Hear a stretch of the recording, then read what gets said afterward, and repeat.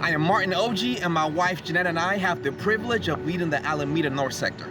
This is a story that reminds us of how God uses relationships to help us discover our purpose. Dayo was first invited to church when he was single, and he attended services for about 2 years. Although he liked the lessons, he wasn't yet ready to study the Bible, so he would leave right after service. Nevertheless, God kept working on his heart. Tonia started coming around when they got engaged, but she started coming consistently after they had their son Yimi. Soon afterwards, they started studying the Bible together and built relationships with several couples who laid down their lives for them. I was always the guy that everyone knew but didn't really know. Just gave a persona that fit every room that I went into, and therefore that made me accepted but not necessarily accepted. So I felt close but not close to a lot of people, and that was just because of the fear of knowing what was underneath the hood. I was always focused on performance and bringing something to the table, and if you don't bring something to the table, you're useless. Like you shouldn't be here. So I had a very transactional approach to how I related with people.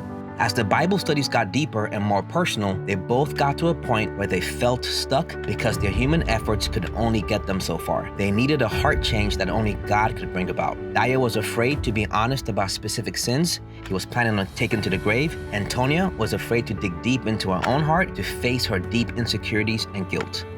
In my mind, if you had asked me, how's your life been? I would have said it's been perfect. I have an amazing job. I have a decent husband. I started to see my relationships were not that great. I started to see there was no intimacy in the relationships that I had. I was inspired by the love and the vulnerability and the sharing and just everything that the ladies brought into my life. I'm like, whatever they're on, I don't know what it is, but I want that. And I know I have to go through this battle in my heart and this difficulty to get to the other side. After many vulnerable prayers and conversations with spiritual relationships, God gave them the courage to be completely transparent and honest with each other. Although it was initially shocking and painful, they learned to forgive and start fresh, building on truth and transparency.